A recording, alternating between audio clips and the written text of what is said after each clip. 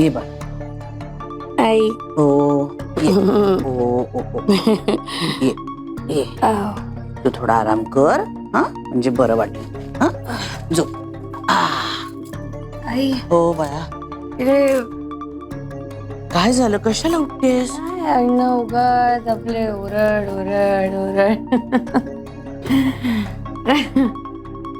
पण तुम्हाला सांगते चांगले आहेत हो आपले अण्णा हो ना मी तुम्हाला सांगते आई आपला नाही हो स्वतःवरच ओरडत होते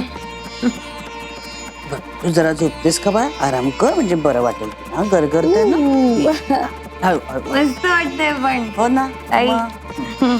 झोप हा झोप झोप हा झोप झोप आई ओ बाळा मी आहे इथेच, हा झोप बरं वाटेल हा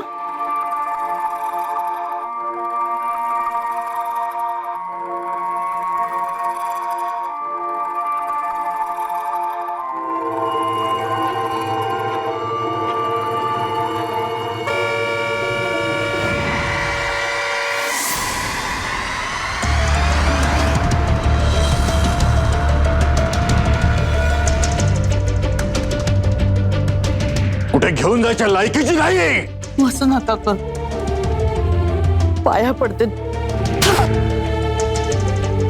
अरे आमच्याशिवाय या बायकांची लायकीच काय आम्ही यांना पोचतो म्हणून या जिवंत आहेत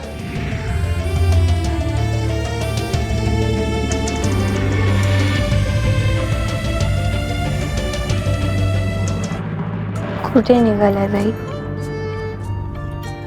आई जिथे तुम्ही तिथे काव्या ओके हो बाळा आहे मी तुझ्या बरोबर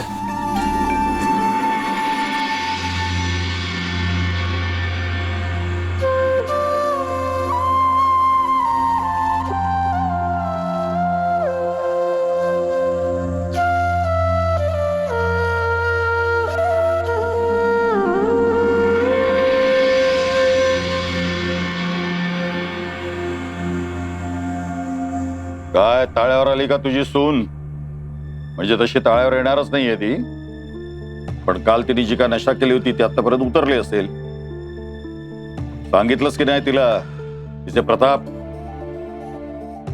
काय काय बेलगाम बडबड चालू होती तिची आणि आज दोघी तुम्ही जाणार होता त्याचं काय झालं गेला नाहीत अजून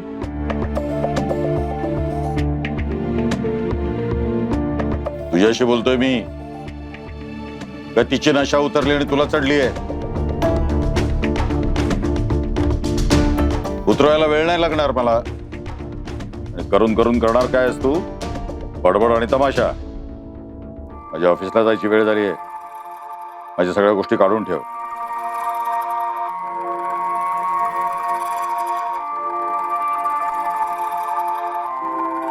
ठीक आहे काय चाललंय तुझं हा आणि स्वतःचे कपडे काय बॅगेत भरतेस तू निघालीस कुठे तू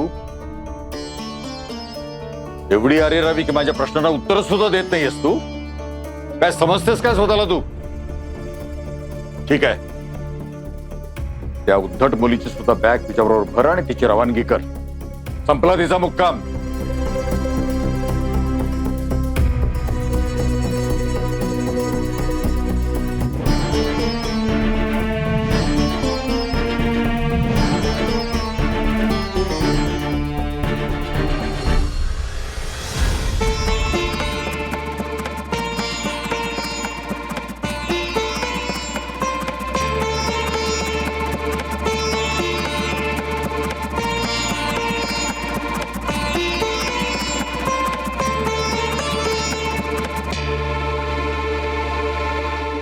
चल काव्या कुठे अण्णांची माफी माग आणि संपून टाक सगळा विषय चल Ritesh please what do mean I mean तू प्लीज मिसअंडरस्टँड करू नकोस पण हे सॉरी वगैरेचं प्रकरण नको काव्या नाही आधी चूक करायची तमाशा करायचा आणि नंतर मी सॉरीच म्हणणार नाही म्हणजे कुठून आलाय का ऍटिट्यूड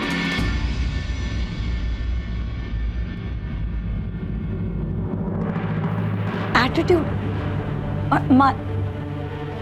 इथे सगळ्यांना फक्त माझं ऍटिट्यूड दिसतंय का? अरे इथे तर इथे तर काय इथे तर काय इथे तर काय काव्या, किती इगो आलाय का तुला? किती जास्त. नाही म्हणजे मी हे करणार नाही, मी ते करणार नाही, तू या जगाचा उद्धार वगैरे करायला आलीस असं वाटतंय का तुला? आय कांट बिलीव्ह दिस. रितेश, आपल्यात इतकी जास्त कम्युनिकेशन गॅप येईल ना असं मला कधीच वाटलं नव्हतं. करेक्ट आहे, करेक्ट आहे. खूप गॅप आली आहे आपल्यात आणि ती पण फक्त तुझ्यामुळे काव्या, फक्त तुझ्यामुळे. नाही, मी एक्सेप्ट करतो की तू मुंबईला राहायची, तिथे तुझ्या मैत्रिणी वगैरे असतील, मैत्रिणींबरोबर तू बाहेर जात असशील, पार्ट्या करत असतील, तिथे हे सगळं करत असशील, पण काव्या ते सगळं इथे, ती सिरियसली इथे.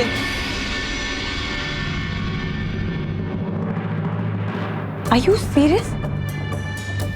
रितेश, तुला असं वाटतंय की काल मी स्वतः नशा केला होता?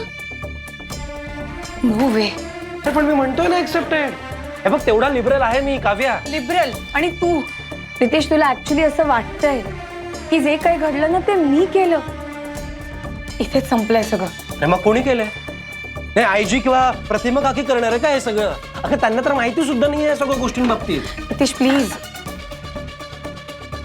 तुझ्याशी ना काहीच बोलण्यात अर्थ नाहीये, सो प्लीज असू दे. काव्या, ही बॅग भरून घराबाहेर जाण्याची स्टाईल मारणं बंद करा. नाही, तुला काय वाटतंय मी तुझ्या मागे मागे येईल, तुला रिक्वेस्ट करेल, प्लीज जाऊ नको असं काहीतरी म्हणेल असं वाटतंय का तुला? नाही, असं काहीही वाटत नाहीये मला, आणि असं अपेक्षित पण नाहीये तुझ्याकडून. कारण तुला तर वाटतंय ना की सगळं मीच केलंय. त्यामुळे प्लीज. काव्या यार, तू का करतेस यार हे सगळं?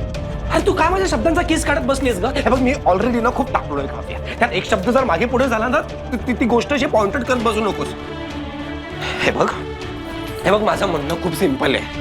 हे जे काही झालंय ना, त्यात तू नशा केली होतीस, तू सगळ्यांना घरच्यांसमोर वाटेल ते बोललीस, त्यात तुझं चुकलं. त्या बाबतीत तू फक्त घरच्यांना सॉरी म्हणावं इतकीच्या पेक्षा आहे माझी. That's it. रितेश, आईने मला सांगितलंय की मला कुणाचीही माफी मागायची गरज नाहीये. प्लीज प्लीज, हे सगळं आईच्या नावावर नको खपवूस तू. आई कधीच असं म्हणणार नाही. प्लीज काव्या. चल ठीक आहे, तुझं इतकंच हट्ट आहे ना, चल मी पण तुला हेल्प करतो बॅग भरायला. चल. नाही चल रितेश. नाही चल, मी पण हेल्प करतो. मी भरेन माझी बॅग.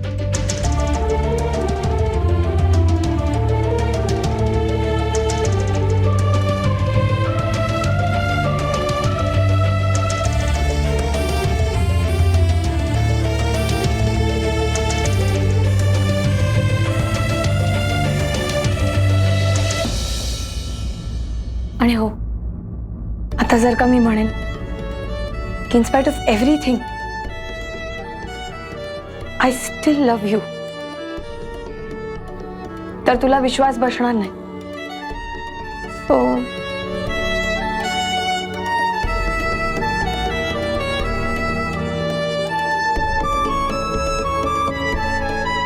काव्या,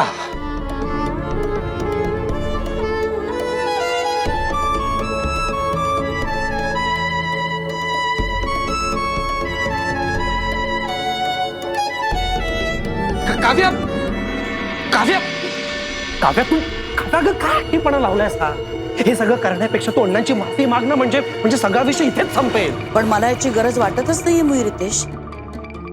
अरे त्या सरबतात कुणीतरी काहीतरी मिसळलं, या तिचा काय दोष आहे? नसेल, पण त्यानंतर ती जे काय बरळत होती त्याचं काय? तिच्या मनात होतं ते झालं ना ओठावरती. त्याबद्दल तिला जर माफी मागायची नसेल, एवढा जर उर्मटपणा असेल, तर मग या घरात राहू नका तुम्ही. का बरं? तुम्ही जेव्हा माझ्यावर हात उगारला होता तेव्हा तुम्हाला कोणी असं म्हटलं का घर सोडून जा म्हणून? तर म्हणूच शकत नाहीत, कारण हे घर माझं आहे. मग तसंच माझं सुद्धा आहे.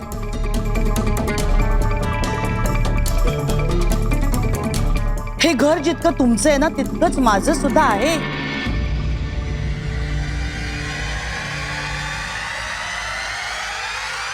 मी काही तुमच्या तुकड्यांवर पोचलेली आश्रित नाहीये. मान्य आहे, तुम्ही ह्या घरात कमावून आणता, पण हे घर एकत्र बांधून ठेवतो आम्ही बायका. या घराला घर पण आम्ही देतो, त्या घराला जिवंत आम्ही ठेवतो. आणि गृहलक्ष्मीला अजून काय हवं असतं? फक्त मान आणि प्रेम, ह्याच्यातच आपलं सुख आहे. हे घर उभं करण्यासाठी 30 वर्ष मी सुद्धा कष्ट उपसलेत. या घरात जीव गुंतलाय माझा आणि तोच तोडायचा म्हणताय तुम्ही? ठीक आहे, जर मी या घरापासून तोडावं असं तुम्हाला वाटत असेल ना,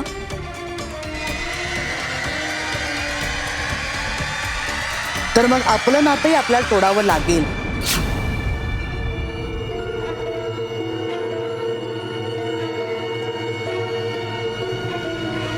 मग सगळीच नाती तुटतील. अगं बाई, अचानक एवढी कशी काय बोलायला लागली ही? काय माहित काय झालं हिला? इथपर्यंत बदल केली तुझी.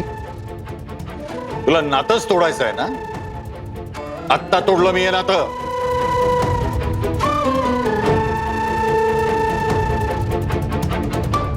नाहीतरी तुझा उपयोगच काय आहे ग? मीच पोचतो तुला. ते कपडे, दागिने, मान सन्मान सगळं माझ्यामुळे मिळालंय तुला. ठीक आहे,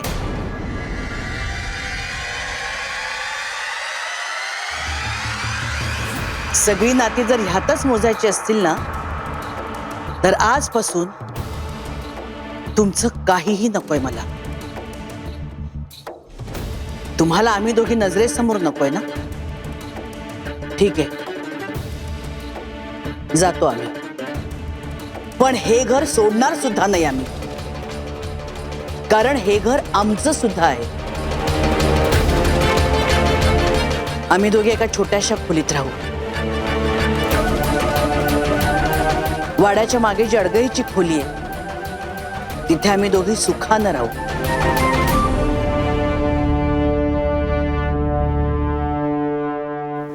चल काव्या. सुभद्रे सुभद्रे माझं ऐक ग. इतका टोकाचा निर्णय नको घेऊस. त्या बॅगा नेऊन आत ठेवा. जा, तुम्ही दोघी जाऊन स्वयंपाकाला लागा. आईजी, तुमचा अपमान नाही करायचा आहे मला, पण हा निर्णय मी नीट विचार करून घेतलाय. आईजी, इतकी वर्ष सहन करत आलेच ना हो मी, पण ह्यात काहीच बदल होणार नाहीये.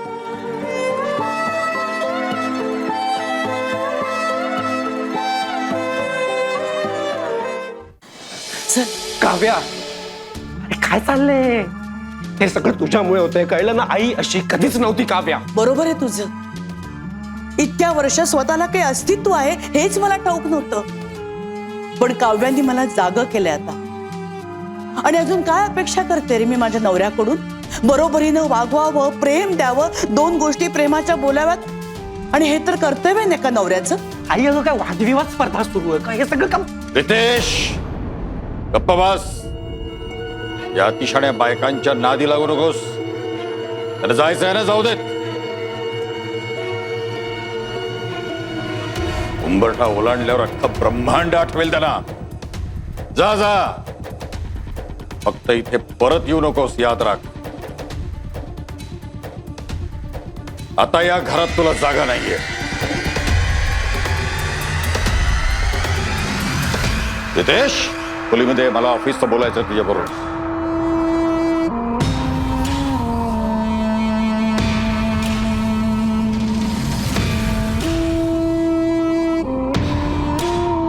ये काव्या.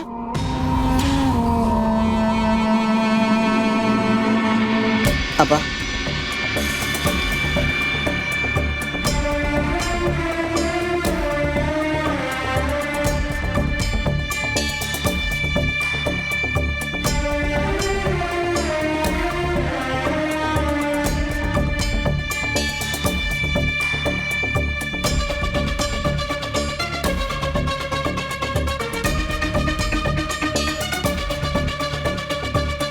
चला.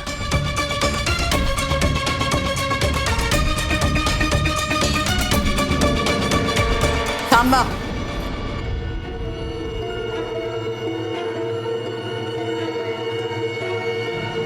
अगं अशा कशा निघालात तुम्ही दोघी?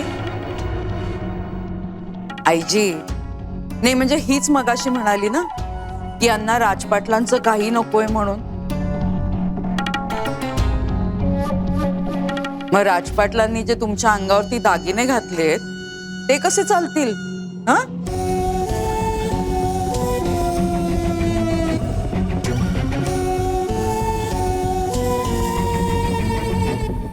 दे. नाही म्हणजे आईजी अहो या दोघींचा काही भरोसा देता येत नाही ना. बाहेर जातील, दागिने विकतील, पैसे संपले की पुन्हा इथे येतील. दे दे दे.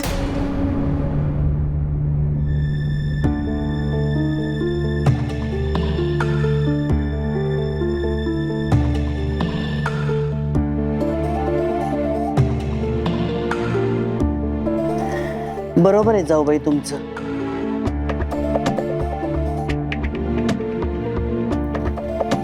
राजपाटलांचं आम्हाला काहीही नको. हे घ्या.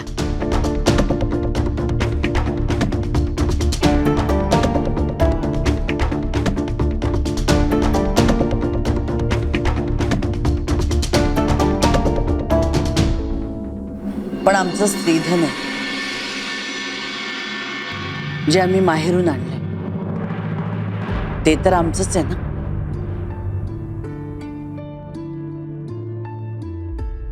आईजी तुमच्यावर आमचा अजिबात राग नाहीये. तुम्ही सोसतच आलात इतकी वर्ष.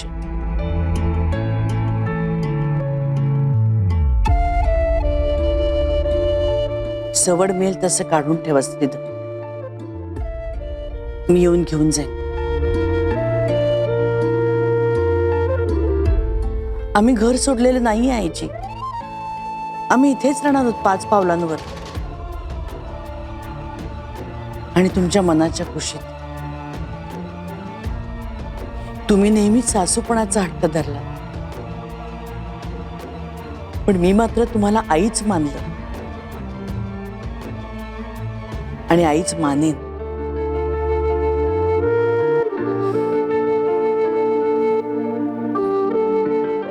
येतो आम्ही.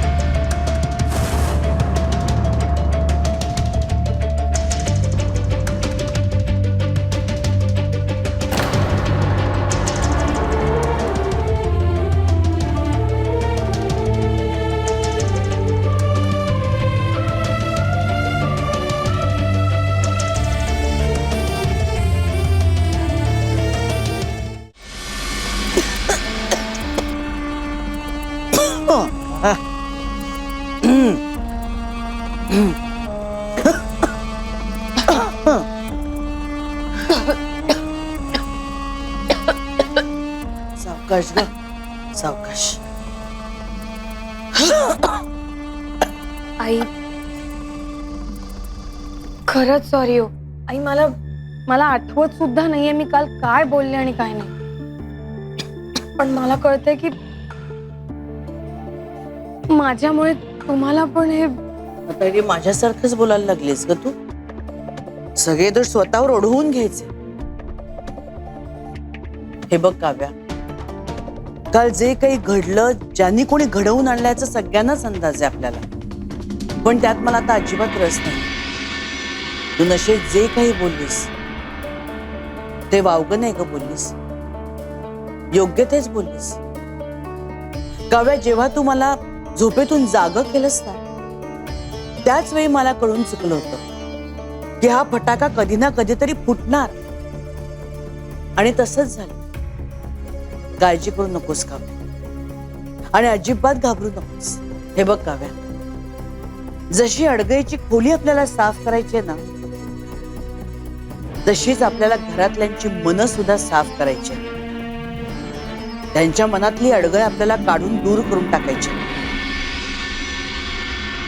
आणि आपण आहोत ना एकमेकींना.